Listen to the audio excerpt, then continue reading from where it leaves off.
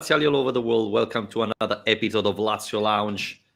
Not a great performance. Lazio needed to win against Galatasaray at home, and it was a draw.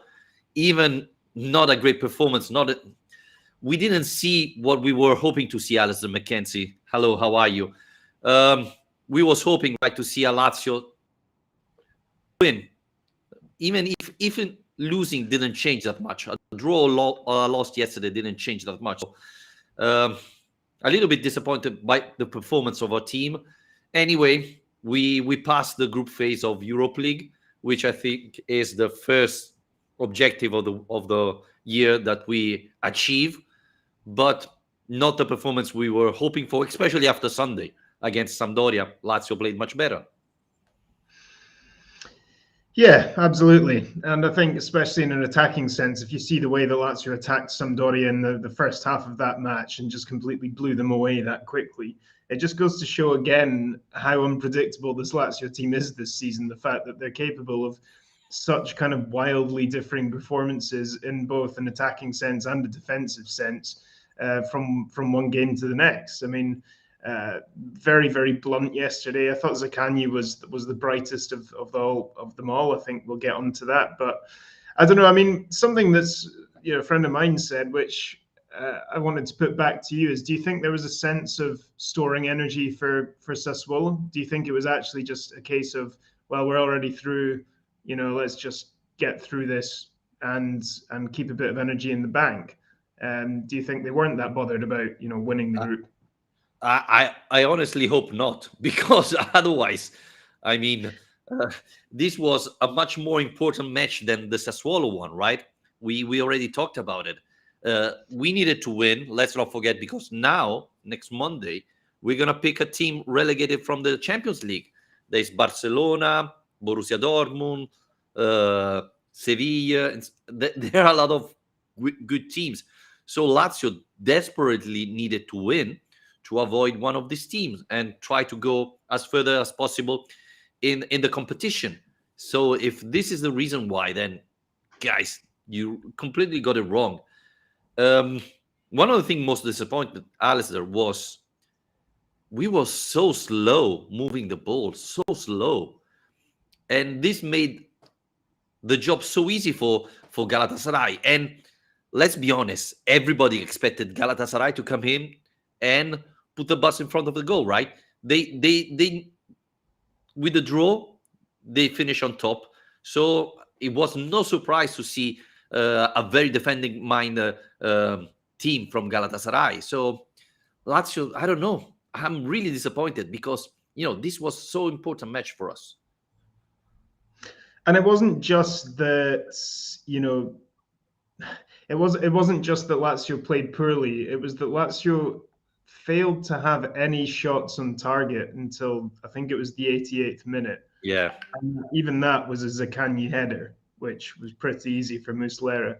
I mean, Muslera, like I said last night, the only thing he really had to deal with all night was getting booed by the crowd. I mean, that was the hardest thing for him to deal with all night, because the accuracy of Lazio was pretty poor, and by that I don't just mean the shooting. Actually, I think just generally the accuracy of everything they were kind of trying to deliver was pretty off. The passing, I think, like you say, there was a problem with tempo perhaps, but also it felt like moves were breaking down quite regularly just because one pass in the midfield wasn't finding its mark, or there was a poor piece of control or whatever. It just felt like all a little bit disconnected last night. Felt a little bit like the way we've seen Lazio play after European games rather than during European games. Yeah. Do you think that's an upgrade? I'm not sure about that. But yeah, I thought Alistair yesterday, Milinkovic-Savic made so many mistakes. And not only, we talked about Milinkovic-Savic tried to score pretty goals, etc. But yesterday he missed a lot of easy passes in midfield that helped definitely Galatasaray defending. So terrible performance by him. Do you think that Leva starting slowed down Lazio movements, Lazio moving around, moving the ball, or it's not Leva's fault this time? No, I don't think it's Leva's fault, but I think perhaps it's that kind of combination of Leva and Husay on the right, not really, who doesn't really push on as much as Lazzari, for example, and Milinkovic Savic has been playing a hell of a lot of games recently.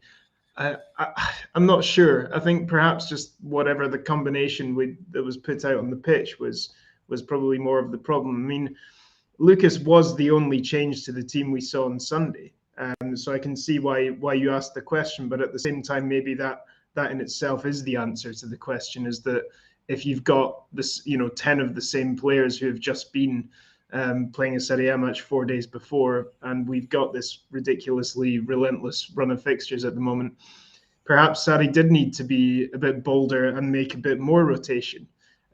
Perhaps he needed to make the changes he made a bit sooner, because, again, I don't think we saw much in that first half to suggest that Lazio were onto a winner. And yet it took a while. It took until about an hour in, I think, before Alberto Lazzari came on, and I think and Felipe Anderson. I think Lazzari did make a difference. He's the kind of player who comes on and just injects a bit of energy.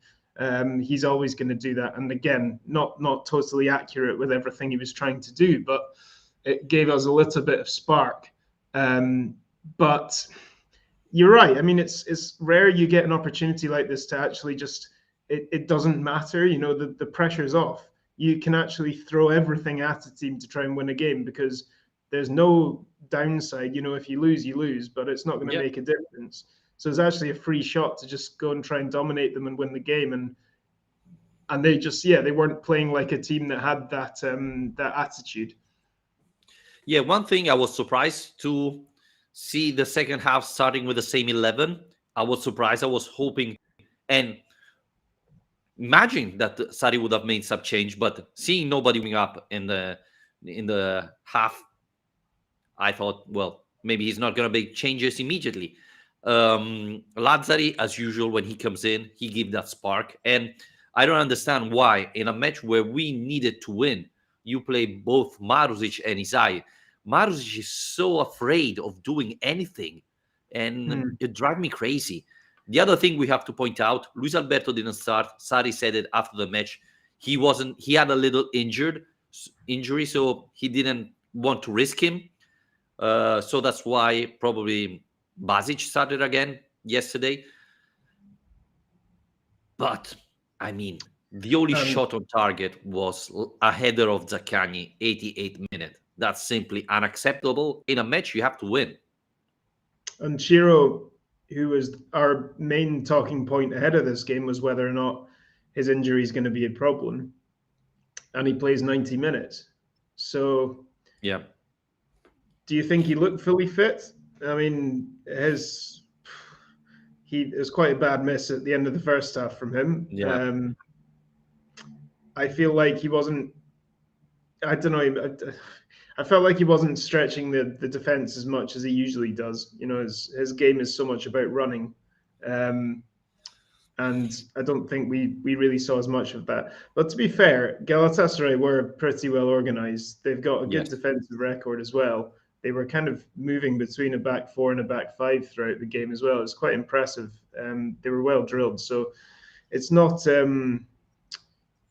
It's not a disastrous result, I think, is what I want to say, because I've seen quite a lot of quite heavy negativity after this match. And I mean, guys, Lazio are through, comfortably through with a game to spare. Would have preferred to win the group, clearly, but having played 6 and lost only one of those games, it's not a bad record. It's not an easy group either. I mean, none of the groups in the Europa League are as easy this year as they have been previously, really, because they've compressed it into 8 groups.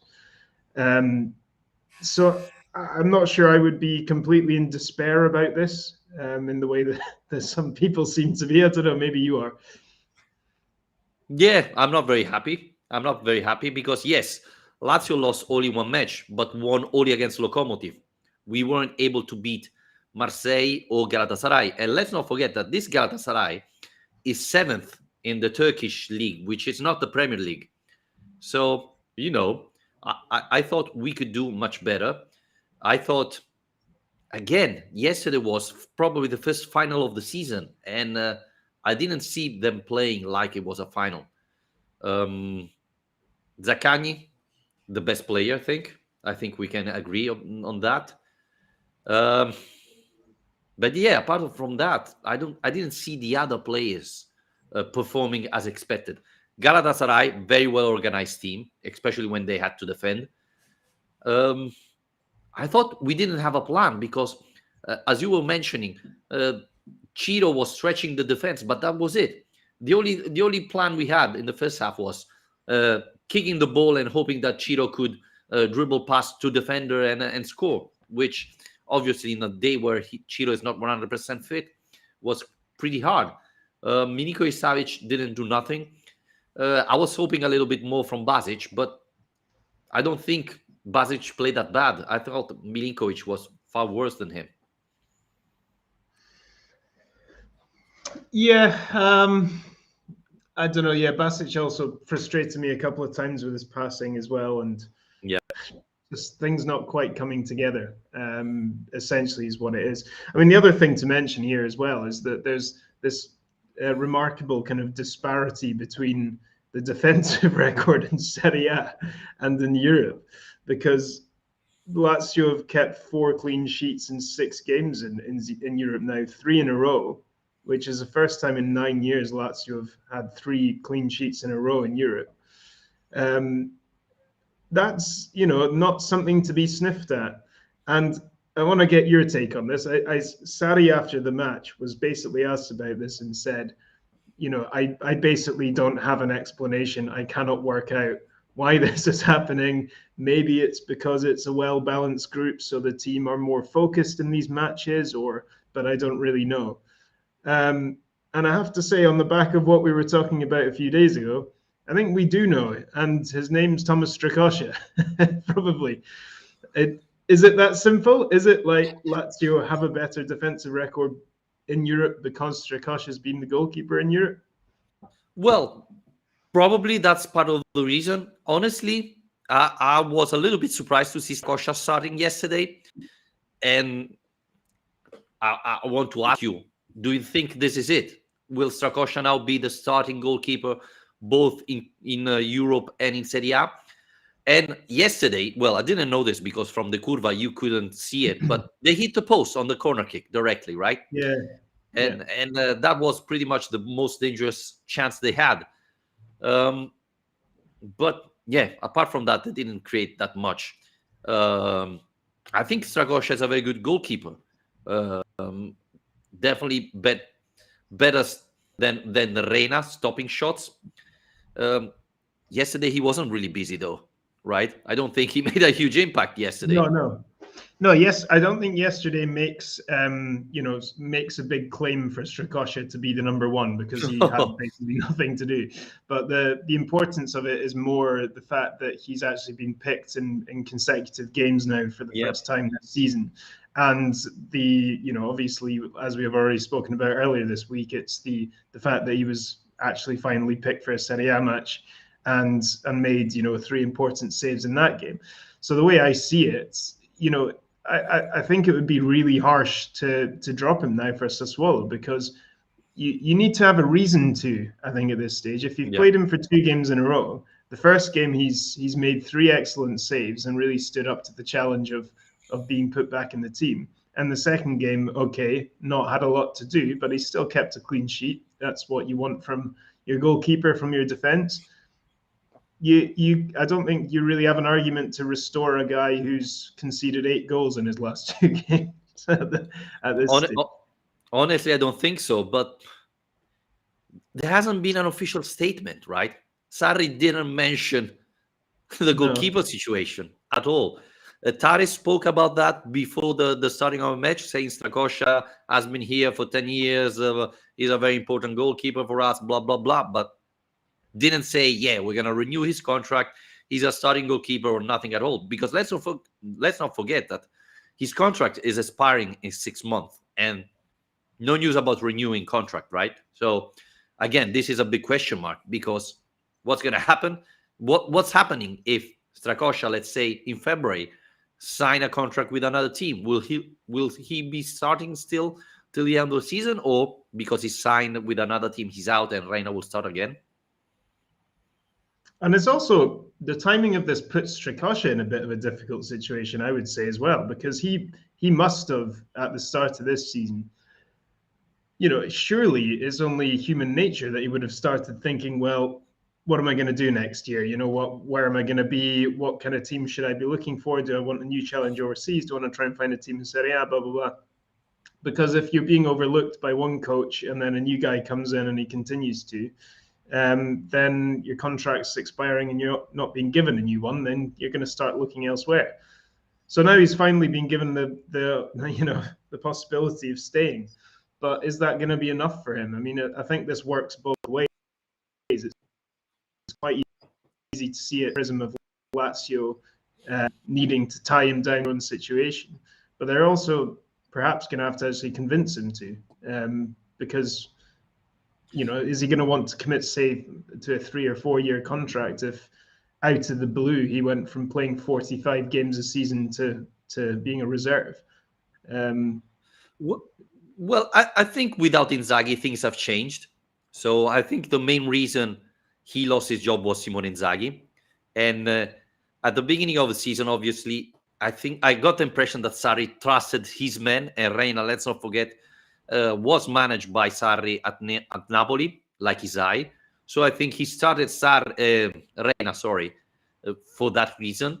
But, going forward, he realized, okay, maybe it's better if Strakosha starts. So I think they're probably building a relationship. So if Inzaghi would have stayed, I would have told you now, no, Strakosha is not renewing his contract.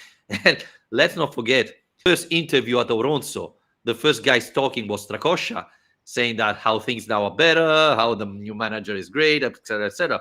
You can really feel that the relationship between Inzaghi and Strakosha broke up. And, again, I didn't understand why Strakosha lost his job, because he pretty much didn't do nothing wrong. He simply got COVID and never came back.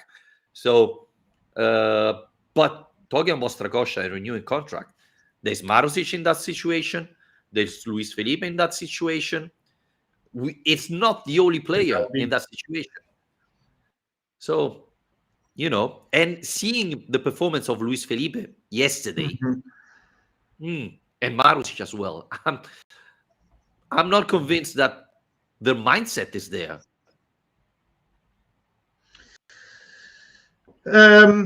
Yeah, I mean, Luis Felipe as well has been one of the many, I have to say, players went with Milan now for January, obviously there for a new centre back now that Kjaer's been injured, and there's been a lot of talk about that. There's been a lot of talk about him joining Inter, like everyone else with Inzaghi, and I think that it's easy to just dismiss this stuff because there's so much all the time. But I think as a player, maybe it does filter into your mind a little bit. And I think that would be a big blow for Lazio. Felipe at that age and kind of finding a good run of games, and he's thankfully managed to stay fit quite a lot this season so far as well. So it would be a real shame to lose him for free so soon after. That's not quite as serious as that one was, but yeah, I think for Lazio to in the COVID climate, it's important to be making as much money as possible. And one easy way to avoid that seems to be that you don't lose some of your best players for free, which they're at risk of at the moment. Alistair, can I ask you something? I'm a little bit disappointed because every single Lazio player has been linked to Inter except us two. So, I mean, I was a little bit disappointed. And, maybe tomorrow Corriere Sport, Campanile link with Inter,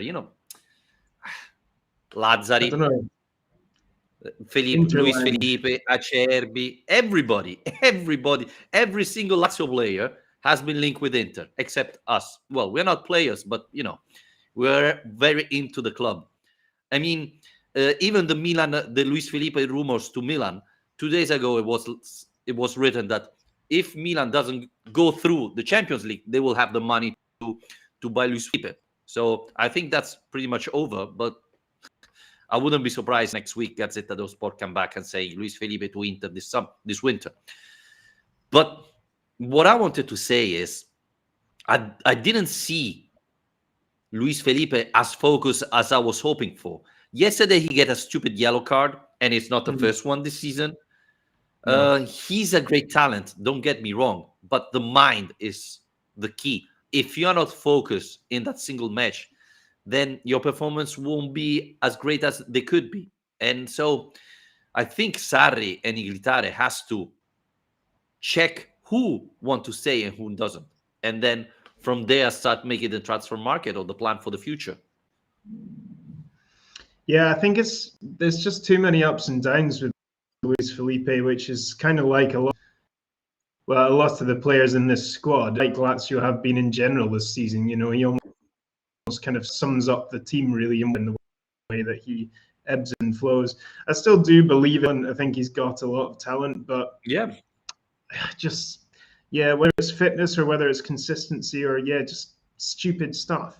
It's hard to say. I mean, it was him who kind of saved us that goal when Galatasaray hit the post by getting up very quickly to head that off the line. So it wasn't all a disaster yesterday. Now here we have Fried Chicken saying he would trade Luis Felipe for me. I'm not sure about that. Yeah. I have to say that last year as well, when there are a lot of people saying, Lazio should sign Romagnoli, I think he's very overrated. Like a lot of players playing for Milan and Inter, they are very overrated. I'm not saying he's bad. Obviously, if you're telling me, hey, would you start Patrick or Romagnoli? That's not a discussion. But would you put Romagnoli as your starter instead of Luis Felipe or Acerbi? I'm not sure about that.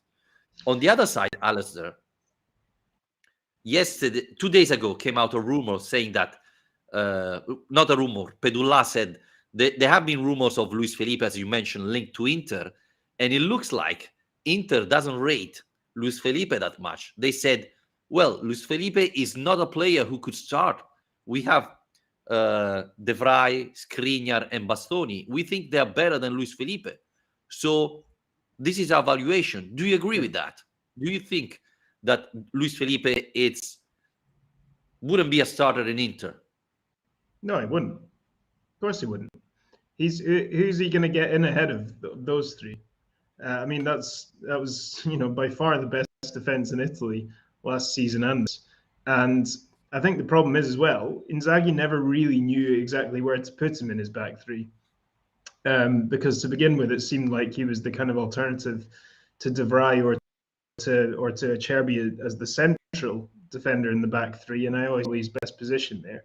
But there was never really space for him there, and so he was played on the right a lot. But again, there was, I don't know, a bit of inconsistency. And I think that the system is a big thing when it comes to centre backs. It shouldn't be overlooked. You can't just trade them in and out. And that's for me the Romagnoli thing. Going back to that for a second is the same idea. I mean, I'm not convinced about Romagnoli just in a back four under Sarri playing with a high line. His lack of pace would be badly exposed. His in one-on-one situations would be more exposed. Whereas if we were still playing under Inzaghi, I might have said yes, because I'd have probably been happier with Romagnoli in the centre of a back three. But I think it does make a big difference. Talking about defenders, did you see what Denis Vavro said? Yes. So basically, Vavro said that physically he's ready, but mentally not, because he hasn't given a chance. Last match he played was in the Euros. He definitely wants to leave in January, and that he stayed here just because of financial reason. Honestly, I don't understand why he doesn't get a chance and Patrick does. But do you think he's going to leave in January? And what do you make about these quotes from Denis Vavro? Well, yeah, I mean, I do. I mean, it doesn't sound like the voice of a man who's exactly staying to fight for his place. And who can blame him really at this point? So, it's been pretty clear for a long time now that he doesn't really have a role to play in this Lazio side. I mean, he has, at least been getting called up into the squad every now and then this season, but when someone is missing, right? yeah, exactly. So it looks like me like it looks like me like a five-a-side team. Oh, Thursday we're playing. We are 9. Okay, let's call Vavro. So we are 10, right? And when someone is missing, yeah, I have a friend. Yeah. Yeah, I know this Slovakian guy who's never got anything to do. And then they ask you, how is it? Well, he can play. Yeah, stick him up front. He's a big man. Yeah. Yeah, I mean, look, I don't know. I mean, if Vavro goes, like, what can you realistically expect, like money-wise, to get for him? I mean, I don't think you can expect much. And if that's the case, if you consider how recently he was signed and the fact that he was Lazio's most expensive defender since Mihailovic, would this go down as Tari's worst piece of business, would you say? I mean, we can discuss that closer to the time. We have more time to actually think about it, but surely up there. Top 3, I would say, right? But the thing is, he mentioned that he's been talking with League 2 Spanish club, so second division, which is not great, and said that basically he's going to be alone with option to buy him at the end of the season. So no money coming, which is disappointing. And this brings me to another question. We were fighting to win yesterday, 0-0. We couldn't shot on target, and 2 players were warming up. Raul Moro and Akpa Pro. No sign of Murishi, who is your number 9. Again, he could be your option, right? You need to score. Why Akpa Pro warms up and not your second striker? Yeah, I was actually surprised he wasn't considered yesterday because, mentioned before the game about the fact that he used to play for Fenerbahce. He might have a bit of a point to prove to all his Turkish fans. He's obviously incredibly popular still with the Fenerbahce supporters. Would have loved that chance to go and make his mark against Galatasaray. And I don't know, again, it's a free hit, that match. It's a free opportunity. So you can take a bit of that pressure off him. He's come out publicly and said he feels dead mentally recently. So, I mean, to give him that, the kind of freedom of expectation in a way, to chuck him on a game like that and just say, look, we need a goal, give it everything you've got. And perhaps, even send some crosses into the box and see what happens for a change. So, yeah, feels like a little bit of a missed opportunity. Should we go through the potential teams we might face? Well, Sarri said, well, do you want to mention the teams before? Yeah, okay. So, well, I'll quickly explain it in case anybody hasn't got it, because they have changed the format this year. But basically what Lazio are in now is called the knockout round playoffs, which is quite confusing. But the reason they've called it that is because it's not the last 32, because there's only 16 teams in it. But anyway, it essentially is the last 32 round. But anyway, it's between the 8 runners-up of the Europa League and the 8 third-place teams from the Champions League. But you can't play a team from your own country. So Atalanta, for example, are a third-place Champions League team, but Lazio can't draw them. So we've got Leipzig, Porto, Dortmund, Sheriff, Sevilla, Zenit, and Barcelona, who, as you were about to say, Sarri wants. Yeah. Can I say something? I know a lot of fans won't agree with me, but I don't want to take Sheriff because I think the team will underestimate them and think, we are favorite, etc. And we will be hammered. Like I can see playing away, losing 3-0 to Sheriff. I can see it happen. And then, at the Olimpico, we can make it. Well, we go 2-0. And then the last 5 minutes they score and we are out. So please, no Sheriff. And did Sarri not even say, he's like, yeah, I don't want them because I don't even know where they're from? Yeah, something like he said the flight could be so long that I want to avoid it, which makes Yeah, sense no, I was because thinking that. I mean, for work reasons rather than pleasure reasons, I've ended up actually watching most of Sheriff's games this Champions League, and yeah, I feel like they would be a nightmare team for Lazio stylistically as well because they're exceptionally well organized, but they're actually very very dangerous on the counter attack as well. So yeah, I feel the same as you.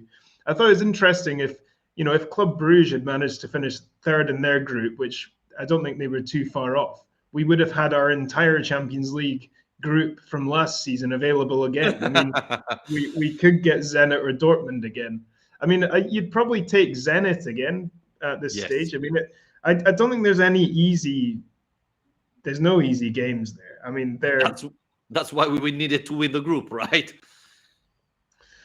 well, precisely. And well, looking at the list, I honestly think Lazio would be underdogs in all those games, apart from probably Sheriff. But Which is the even only one then, we don't want. yeah, Leipzig, I guess, kind of depends on they're getting a new manager in, aren't they? So I guess kind of depends on how that goes. But I mean, Barcelona, they're in a state, and so I've seen a lot of people saying it's a great time because it'd be a big glamorous time, but also you might actually be able to knock them out because of the state Barcelona are in. But it's always worth remembering at this point, because this happens every year once the group stage is over and you start talking about the draw. These games won't take place until the end of February, so there's quite a long 2.5 months to go until we actually have to think about this, and a lot can change in that time. January transfer window between now and then, any number of changes with coaching or form or whatever. So Well, they just changed the manager and they don't have a lot of money, so I don't think they're gonna sign great players. But the thing I think Lazio should pick the best option would be Zenit and Barcelona. Zenit because I think of the lot after Sheriff is the weakest team, and Barcelona because I hope to be honest that Lazio player won't underestimate Barcelona. I hope so. I think I'm not saying we're gonna win, but at least we have a chance, and I think that Lazio will play his best. Plus, I hope that Lazio player will try to play at the best. Just if Milinkovic Savic wants to go, which is my impression I have, well, maybe he want to have a great performance against Barcelona, and if he play well, then we have a chance to win, or at least we're gonna go out in style. So I fear Borussia Dortmund because with Haaland, it can be really, really complicated. Lipskit, it's another good team that can, come back, as you was mentioning, with the transfer market. So yeah, at the end of the day, I would pick one of those two teams. Things can change, I Maybe mean, Lazio pick up great, great run of form in February and we demolish any other team we find, or the other way around. Maybe we arrive at end of February with 7 players injured. We have to start with the Primavera players, and we can lose 8-0 against Sheriff. Who knows? But I want to see Barcelona, Zenit. They are the best option we have at the moment for different reasons, but I think they are the best option for us. yeah, and just to reiterate what we've missed out on, by having these 2 games, we're now going to have a run of matches with Bologna on the Sunday, then one of these matches, then Udinese, then one of these matches, and then Napoli at home. So at the end of that run, with those 2 European games in between, we're going to be taking on Napoli, when alternatively we could have had a week off in preparation. So it's a bit frustrating. But they too have to play a match, right? Yeah, Because there is that. so, Yeah. so this could have been an advantage. Obviously, Lazio didn't take it because we don't want to take advantage. And we have to see what happened in January. Now, Sari mentioned that we need some signing this winter. History tells us that Lazio hardly make any good signing in January. So I'm really curious to see if this time things changes. Um, we talked about Vavro. There are a lot of other players linked, Escalante, Lukaku, and so on. So maybe if we are able to sell those players, we'll have the money to sign other players. This would be really important. And we're gonna see. Fried chicken, we don't know because Sarri didn't make any official announcement about the goalkeeper. We imagine because he played the last two matches, right, Alistair? We were mentioning that Strakosek should be our number one now.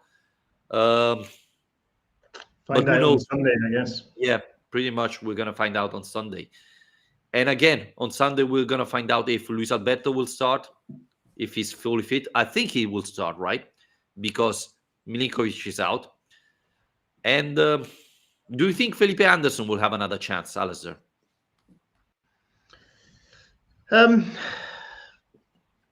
I don't know, because I wouldn't drop Zakanya at the moment, because it feels like he's really starting to get somewhere. So I think if you're bringing in Anderson, it's for Pedro, which Yes. I could potentially see happening, because Pedro's had a couple of quieter games and he does need to be rotated as well. So possibly a kind of Zakanya, Anderson, Immobile front three. And yeah, but otherwise, yeah, like you say, I think it's fairly predictable with Alberto coming in for Milinkovic and Cataldi probably coming back in for Lucas. And Even can I say that yesterday when Cataldi came in, he didn't improve things. He was too frenetic, too trying to do too many things and made a mess out of it.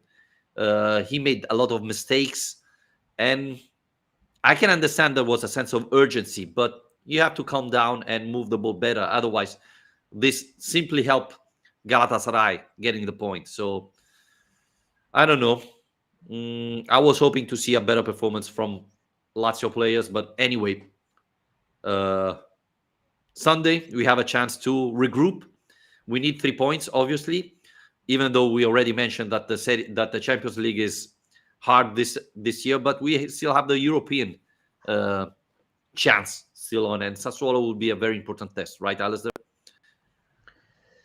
Yeah, difficult team. Lazio always struggle with them. They've been playing pretty well recently. I mean, they had to come back from 2-0 down to draw with Spezia last weekend, but before then they beat Milan. They came back from 2-0 down again to draw with Napoli. So they've been taking points off big teams, playing good football. Scamacca, Raspadori, Boga. They've got a lot of dangerous players. So yeah, it's a test. It's a big test. Like I said before, I think it's probably Lazio's hardest test before the winter break. So it would mean a lot to get a result from it. And we're playing away. Let's not forget about that. That yes, we beat Sampdoria, but that was just the second win away in Serie A this season. So this makes it even harder for Lazio. Alistair, I think we can wrap it up here. I don't know if you have a stat this time or we're good to go. I've got one just Wow. off the top of my head, because I've actually written an article, will be published today, about the Strakosha-Reina debate. And I found out in my research that Reina has made 31 saves this season and conceded 28 goals in Serie A. So he is averaging basically one save per two shots. No, that's not right. He's saving one out of every two shots, which is not good, by the way. He's quite far down the list of top saves. That's why Strakosha came back. So, well, that was interesting. Again, thank you again, Alistair, for joining me. We'll be back after Sassuolo, unfortunately. Thanks, everybody, for joining us. Remember to follow us on YouTube, Spreaker, Spotify, iTunes, and Twitch. And if you want to support us, patreon.com/Lazio Lounge. Membership starts at $2 a month. Goodbye, everybody. Bye, Alistair.